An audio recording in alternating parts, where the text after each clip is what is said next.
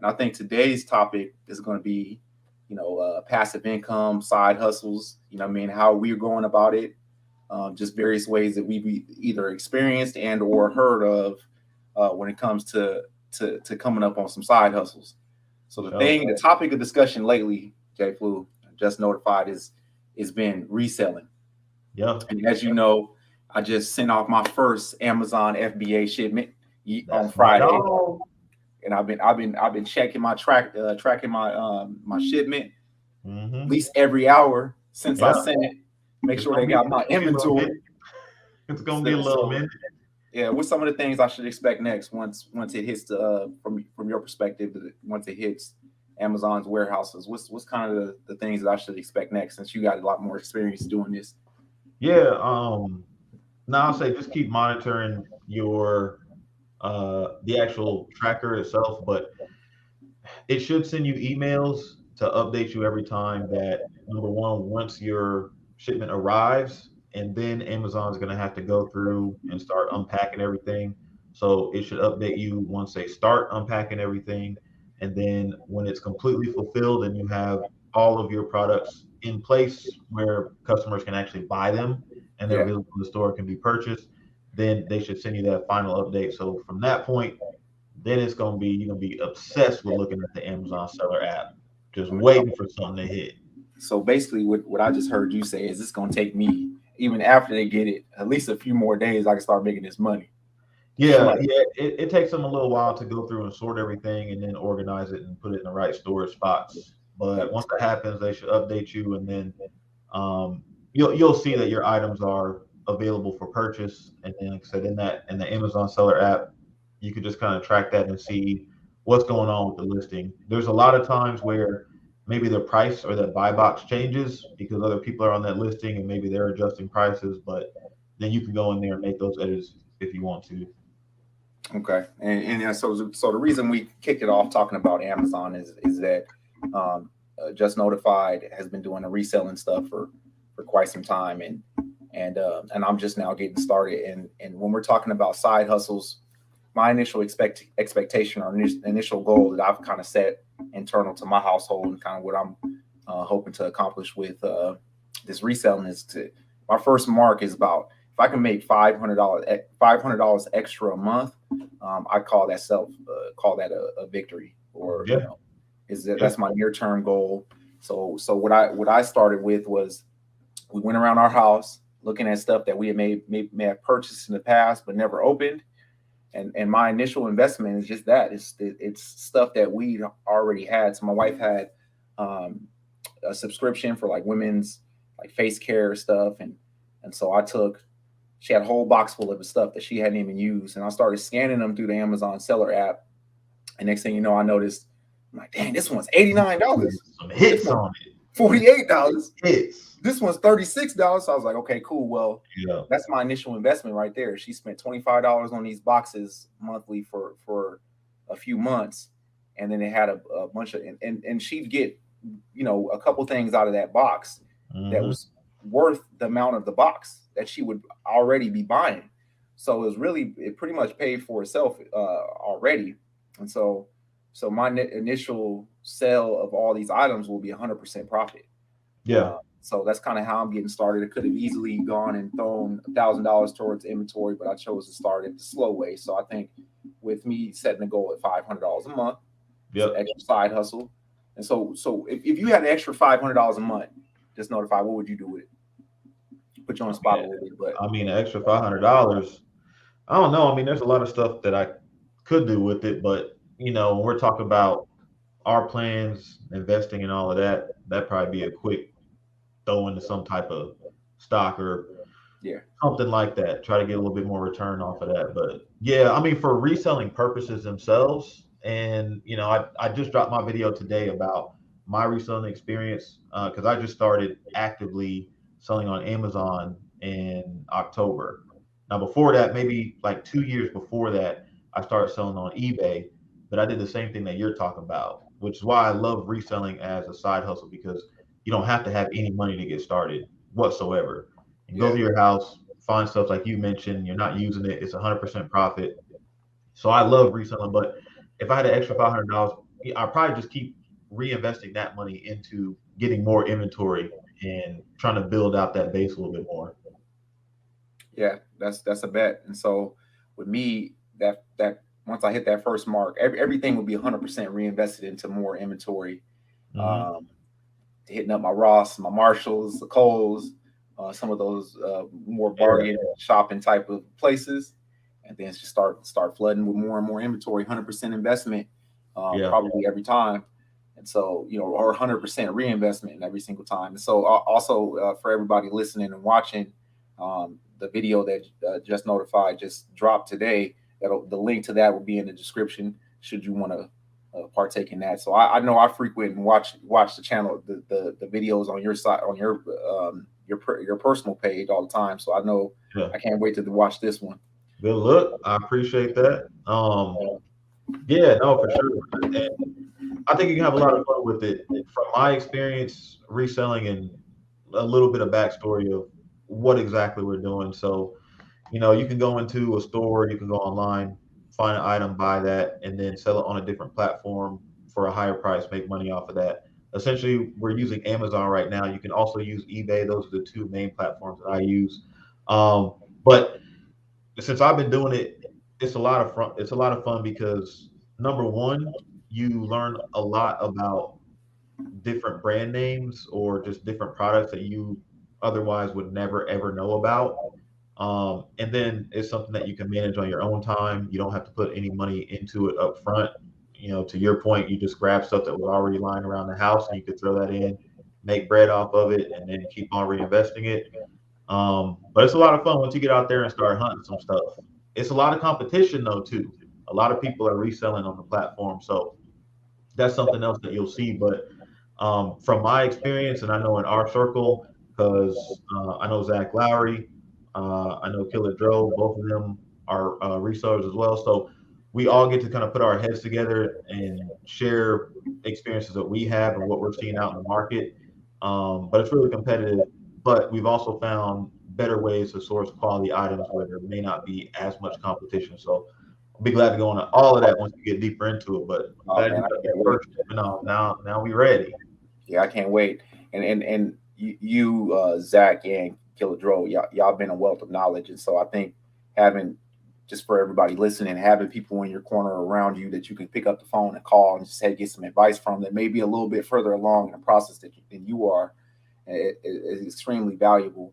So I know when I was after I was scanning all the different items that we had that we're going to sell, and I hit you up and I was like, "Hey man, what I got to do?" All right, hey, go into that app, click the start Yeah, scanning these those barcodes, start adding the image, listing them, and then just the steps and the processes. But I appreciate you for and sure. providing that information, because I mean that first time, even though now that I look back at it, the process seemed to be pretty straightforward on how to identify something, list it. Yep. But then when you're in the moment, you're doing it the first time and you're exploring a new app, I was like, man, this is a lot of buttons. It's yeah, for the first time when you just get into it, it can be intimidating for sure.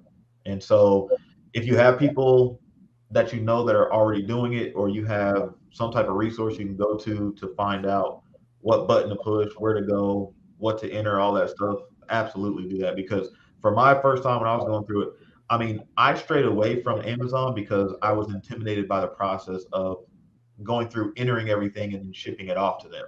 Because Right. with eBay, I store everything in my house until it's sold. So having to learn all that it took me a while to even get started. But I applaud you for just diving into it. I think that's the best way to do it. Yeah.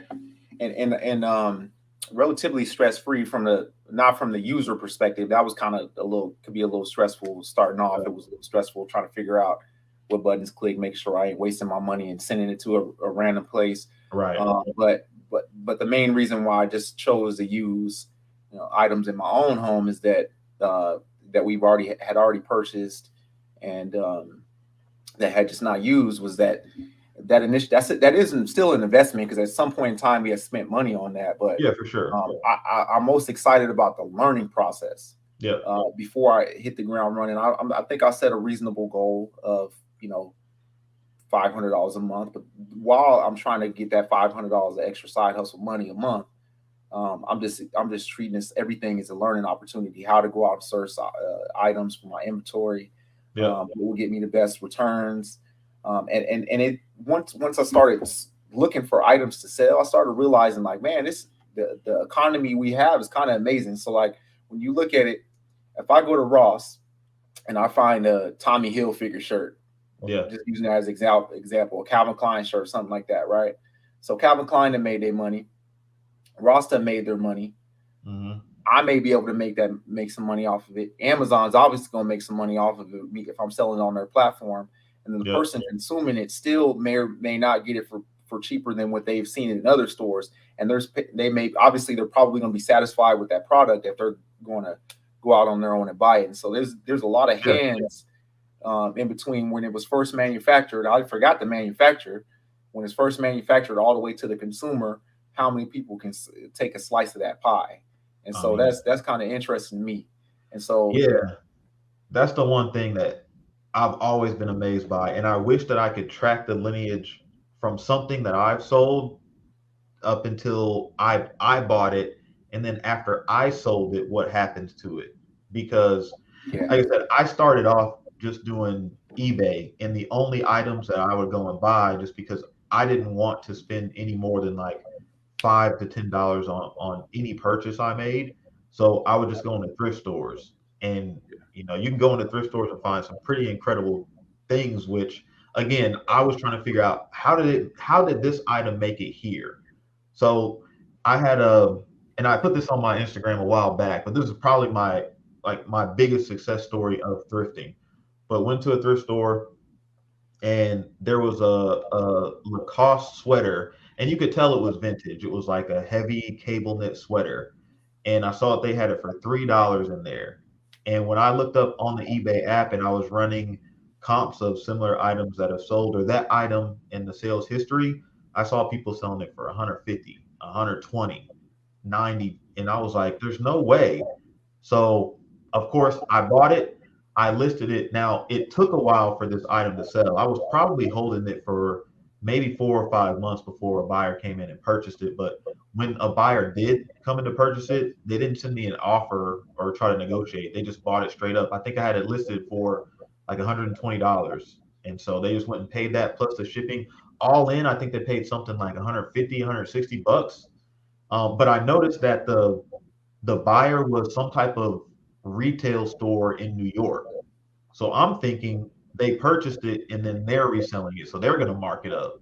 So see, it's always amazed me the lineage of how a product or item gets somewhere and then what happens after. right, and that to me that's amazing. That's an economy at its works, right there. And so when you start to look at it, right, how much time it takes to do some of these things, and it doesn't seem to take. I mean, just from my experience, obviously with my experience, I didn't go out to the stores and source my items, Yeah. identify something, and then come home and enlist it. I skipped the first part.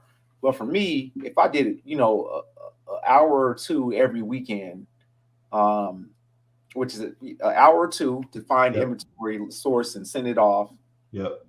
or list and send it off, and I can make potentially up to upwards of $1,000 a month. For some people, that's their mortgage or their rent. Yeah. That's their car note there, and that's it doesn't take, it takes little to no startup costs, right? And that's the crazy part about it. Obviously, if I was to start with $1,000 of inventory right off the bat, obviously I could probably scale it a lot faster. For sure. 100%.